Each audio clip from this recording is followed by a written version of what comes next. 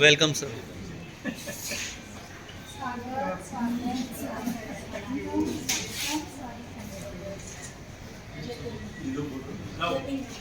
આપણે તમને યાદ આવતું હોય આપણે જૈન જાગૃતિમાં એક દોઢ મહિના પહેલા આપણે મળ્યા હતા આપણે પ્રોગ્રામમાં મળ્યા હતા જૈન જાગૃતિ પ્રગતિ સેન્ટર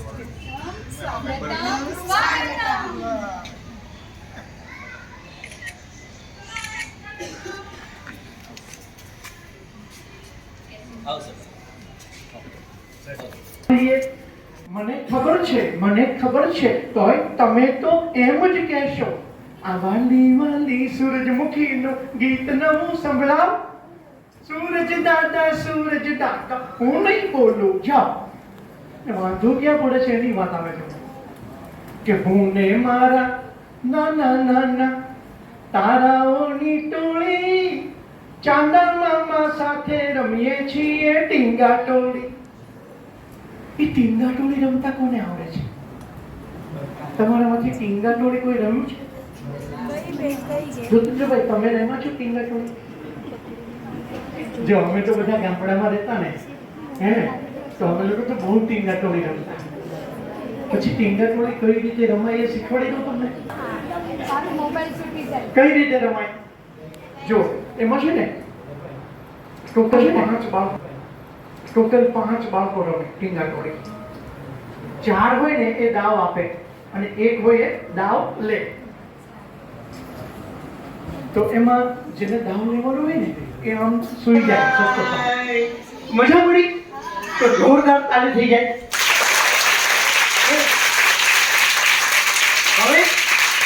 હવે ખિસકોલીબેનની કવિતા તો સાંભળી. હવે કોની કવિતા સંભળાવું? કોની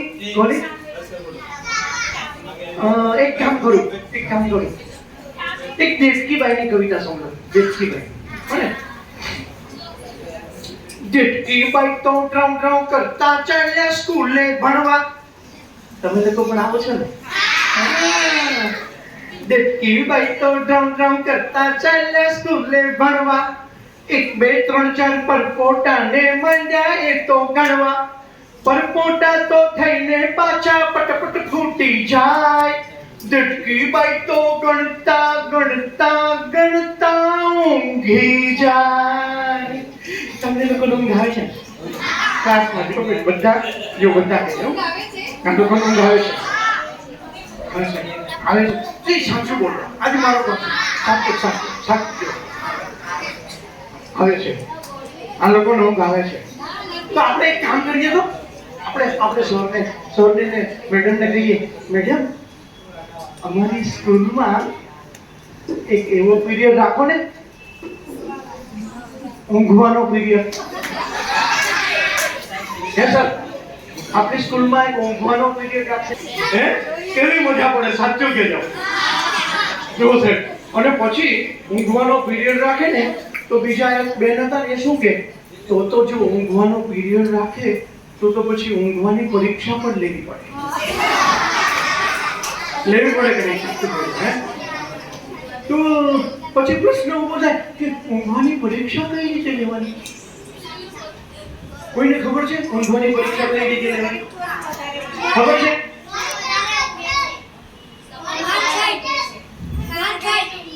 હા, શું કરવાનું ખબર છે?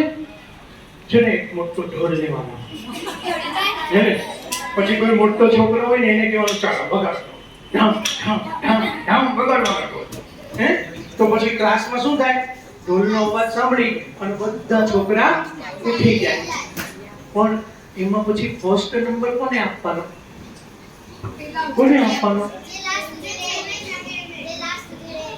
જો બિલકુલ સાચું કીધું એને. જે છેલ્લા સુધી ઊંઘે, ઉઠે જ નહીં ને, ગમે તેટલો ઢોલ વગાડો ઊંઘે એને ફર્સ્ટ નંબર આપવાનો. બરાબર? અને પછી શું કરવાનું? એને છે ને મેડમ એક ઊંઘણસી એવોર્ડ આપવાનો. કયો એવોર્ડ આપવાનો? તો દર વર્ષે આપણે નક્કી કરીએ કે સર આપણી સ્કૂલમાંથી આવું નક્કી કરો, ઊંઘણસી એવોર્ડ. હે ને? અને એવોર્ડ આપવા માટે હું આવીશ તમારી સ્કૂલમાં. બરોબર ને? જો ખરેખર આવું થાય તમારી સ્કૂલમાં તો સાચું કહું એડમિશનની પડાપડી થાય. હા, અને બહાર આપણે છે ને રોડ ઉપર લગાડવાનું આ વર્ષનો ઉમકૃષિ એવોર્ડ અને હેકો. આ તો બહુ મજા પડે ને આખી. તો કાલે દોસ્તો આ દેવકીબેનની કવિતાની મજા પડી તમને? કહેવાનો મતલબ એ છે બાળકો કેમ ઊંઘી જાય તો એમ ઊંઘી જાય કે એકનું એક જો તમે સતત ભણાવ્યા કરો તો બાળકો હંમેશા કંઈક નવું જ ઈચ્છતા હોય છે. તો એ પણ આપણે ધ્યાન રાખવું જોઈએ કે બાળકોને ભણતા કંટાળો ન આવે. પછી બીજી દેવકીબાઈની કવિતા સાંભળવી છે. દેવકીબાઈ તો છત્રી લઈને ચાલ્યા શોપિંગ કરવા. આકાશેથી ફર માંડ્યા ખોખોરા કરવા. સ્વિચ દબાવી ઝટપટ છત્રી ખોલવા જાય. દેવકીબાઈની છત્રી કાગડો થઈને ઉડી જાય. કોને ખબર છે કાગડો થઈને ઉડી જવું એટલે? છત્રીનો કાગડો થઈ જાય એટલે શું? છત્રી ઊંધી થઈ જાય. ઊંધી થઈ જાય ને છત્રી એ તો કેવી મજા આવે. આમ દ્રશ્ય કેવું દેખાય જાણે કાગડો ઉડતો હોય એવું લાગે આખો. ત્રીજી કવિતા સંભળાવું. દેવકીબાઈ તો વિમાનમાં બેસીને ચાલ્યા ફરવા. કાળા વાદળ આવ્યા ને એ માંડ્યા ડરવા. વિમાન રોકી અધવચ્ચે આકાશે ઉતરી જાય. આવું થાય પણ થયું તો પછી શું થાય? માની લો કે આકાશમાં વિમાન ઊભું હોય અને અંદરથી દેવકીબાઈ ઉતરતા હોય તો પછી શું થાય? નહીં, તો મારી કવિતામાં એવું ન થાય કે વિમાન રોકી આકાશે અધવચ્ચે ઉતરી જાય. મેઘધનુષની કરી લપસણી સીધા નીચે જાય.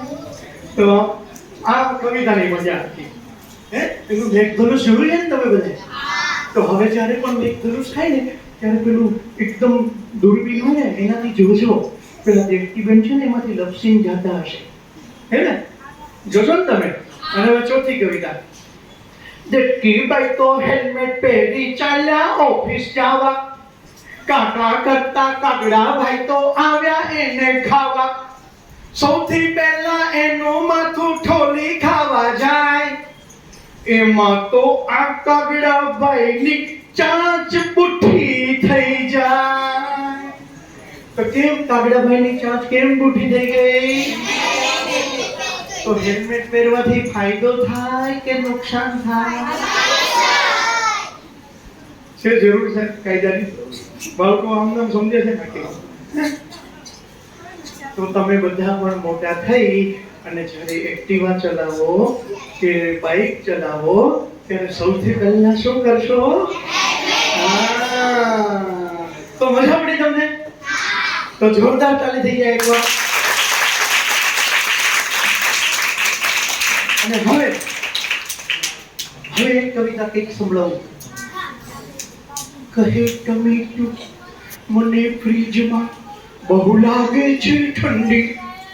કહે ટમેટું મને ફ્રીજમાં બહુ લાગે છે ઠંડી. દૂધી માસી ઝટ પહેરાવો બંડી. આના કરતા હતા દાળ પર રમતા અડકો દડકો. મીઠો મને લાગતો એ સવારનો તડકો. અહીંયા તો બસ ઠંડી અને બરફના ગામ. કોણે ફ્રીજ બનાવ્યું જેમાં નથી હોફનું નામ. ત્યાં દરવાજો ખુલ્લો ફ્રીજનો લેવા માટે ઘારી. મોળા ભાઈએ ટામેટાને ટપાક ટપલી મારી. દળદળ કરતું ગયું ટમેટું છેક ફ્રીજની બહાર. બારીમાંથી સૂરજ જોયો નથી ખુશીનો પાર. ત્યાં નાના બે કિરણો આવ્યા પાર કરીને સડકો. કહે ટમેટા રાજા પહેરો મીઠો તડકો. મીઠો તડકો. હવે આવી કવિતા ભણાવીને પછી પેલા ટીચર હોય ને એ ટીચર હંમેશા શું કહે? ચાલો બાળ દોસ્તો તમને આમાંથી શું શીખવાનું મળ્યું? એવું બોલે ને. તો તમને આ કવિતામાંથી શું શીખવાનું મળ્યું? ટમેટા જો આવું કોઈ પણ પૂછે ને તો બહુ ચિંતા નહીં કરવાની, તરત જ છે ને આપણે પેલી વાર્તા યાદ કરવાની અને પછી પ્રશ્ન ઊભો કરવાનો કે ટમેટા ભાઈ ક્યાં ફસાઈ ગયા હતા? ટમેટા ભાઈને ક્યાં ગમતું તું? પોતાની ડાળી પર. તમને પણ કુરલામાં ગમે ને? હે ને? એ રીતે ટમેટા ભાઈને પણ પોતાની ડાળી, પોતાનું ખેતર ગમે ને? પછી શું થયું? ફ્રીજનો દરવાજો તો કોણે ટપલી મારી? મુલાભાઈએ ટપલી મારી. અને પછી ટમેટું ક્યાં પહોંચી ગયું? બારી પાસે. ત્યાં શું હતું? તડકો હતો. તડકો પહેર્યો અને ટમેટા ભાઈને મજા પડી. આટલું કીધું ને તો હવે પેલા ટીચર શું કે ખબર છે? હા એ તો બરોબર છે, વાર્તામાં આવ્યું, પણ તમને શીખવાનું શું મળ્યું?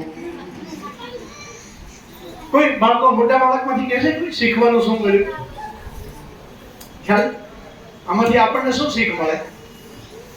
જુઓ, સૌથી પહેલા તમે છે ને પેલું લારીમાં ટમેટા વેચાવા આવ્યા હોય એ લઈ લ્યો અને પછી ખાઓ, પણ ફ્રીજમાંથી તરત જ ખોલીને ટમેટું ખાઓ તો શું થાય? દાંત અંબાઈ જાય ને. તો કયું ટમેટું તમને સારું લાગે? હા, કારણ કે હુંફાળું હોય ને. તો આનો મતલબ એ થયો કે બાળકોને પણ કુદરતી વસ્તુ તો ગમે જ છે. બધાને ગમે કુદરતી વસ્તુ, હે ને? ફ્રીજમાં ભલે પડ્યું રહે, તાજું રહે, બહુ ફ્રીજમાં પડેલું ખાવું. કેટલું શીખવા મળ્યું ને? તો મજા પડી તમને લોકોને? તો હવે તમને લોકોને બધાને એક કવિતા આવડે છે, એ હું ગાઉં? તમે બધા મારી સાથે ગાશો? ચોક્કસ. એક બિલાડી સાડી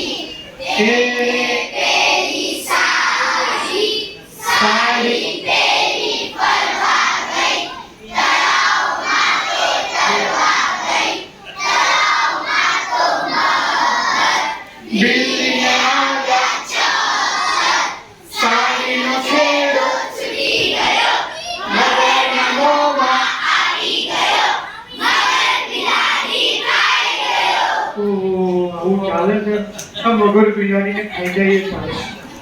હે, આ કવિતા કોણે લખી હતી ખબર છે? આપણા બહુ જ મોટા સાહિત્યકાર ચંચી મહેતાની આ કવિતા છે.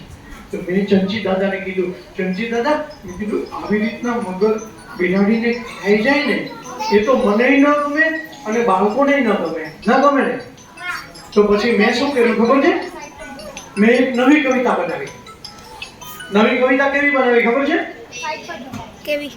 એક બિલાડી જાડી પાવડી એ તો પહેરે જીન્સ, એના બેના નકડા બચ્ચા બ્લેક એન્ડ વ્હાઈટ ટ્વિન્સ.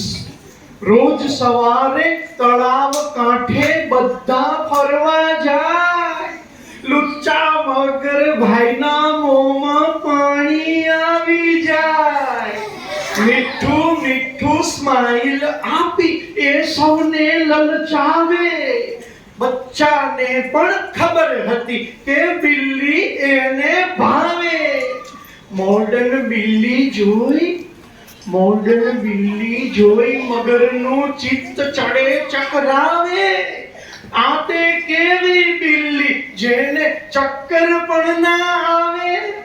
તો એક દિવસ તો બિલ્લી બાઈએ મનમાં વાળી ગાંઠ, કદી ભૂલે નહીં એવો શીખવું મગર ભાઈને પાઠ. કપડાની એક જાડી બિલ્લી બાઈ લઈ આવ્યા. સરસ મજાની સાડી ઉપર ગોગલ્સ પણ પહેરાવ્યા. તળાવ કાંઠે લઈ જઈ એને તરતી મૂકી દીધી. ઝપટ લગાવી મગર ભાઈએ બિલ્લી ઝડપી લીધી. પણ કપડાની બિલ્લીમાં પથ્થર સંતાડ્યા તા સાપ. તડ તડાક તૂટ્યા મગર ભાઈના દાંત. બિલ્લી બેનને મગર ભાઈનો હિસાબ થઈ ગયો ચોખ્ખો. તળાવમાં તો બધા જ ખીજવે. આવ્યો મગર બખો. તો હવે બરાબર મગરભાઈ ચોખ્ખા થઈ ગયા ત્યાં સુધી બરોબર ને? હે ને? કોઈ દિવસ કોઈને મારી ન ખાય તો મજા પડી તમને આ નવી વાર્તા સાંભળીને? તો હવે બધાને હું કહી દઉં, લ્યો ત્યારે કીડીબાઈ આવજો, લ્યો ત્યારે કીડીબાઈ આવજો. ટિફિનમાં મૂક્યા છે ખાંડના 2 દાણા, જો ઈચ્છા પડે તો મમરાવજો. લ્યો ત્યારે કીડીબાઈ આવજો. જો આવી છુપ છુપ છુપ છુપ છુપ છુપ કરતી આ ટ્રેન જેવી કીડીની હાર, નાનું આ ગામ છે ને પેસેન્જર થોડા, તે થોભે છે ક્યાં જાજી વાર. જલ્દીથી ક્યાંક એમાં ગોઠવાઈ જાઓ અને ધીમેથી ગાડી ચલાવજો. લ્યો ત્યારે કીડીબાઈ રસ્તામાં ક્યાંય તમે ઉતરતા નહીં ને અંદરથી રાખજો તાળા. ઊંચી દિવાલો ને છતમાં તો આવે છે મોટા કરોળિયાના ઝાડા. ભૂલે ચૂકે જો કોઈ આવી ચડે ને તો ભેગા મળીને હંફાવજો. લ્યો ત્યારે કીડીબાઈ ને ઘેરે પહોંચીને તમે ટેલિફોન કરજો ને બધાને આપજો યાદ. અહીંયા તો કોઈ ક્યાં ભૂલી શકવાનો છે તમારા ચટકાનો સ્વાદ. તો આ વખતે જ્યારે પણ પાછા આવો ને તો સાથે મંકોડાને લાવજો. લ્યો ત્યારે કીડીબાઈ આવજો આવજો આવજો. મજા પડી બાલ દોસ્તો? તો હવે અહીં આવીને મને કોણ કહેશે આવજો? તમને શું મજા પડી એની થોડીક અમથી વાત કરશો અહીં આવીને? આપણે એક કામ કરીએ, કોઈ એક દીકરી આવશે અને એને શું મજા પડી એની ટૂંકમાં વાત કરશે, અને કોઈ એક દીકરો આવશે. બરાબર છે? તો ચાલો, કોણ આવે છે સૌથી પહેલા? આ તમે કવિતા સાંભળી, વાર્તા સાંભળી, ગીત સાંભળ્યા, હે ને? તમને મજા તો પડી જ છે. તો કોણ આવશે?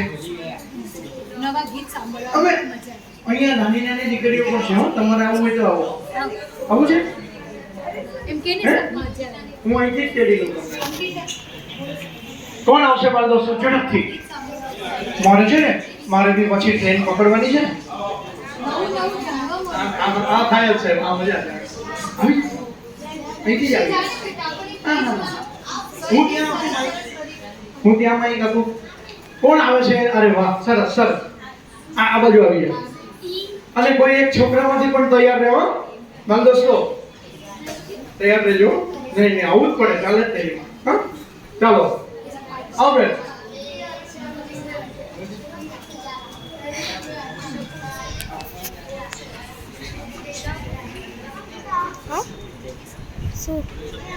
શું નામ છે તારું બેન?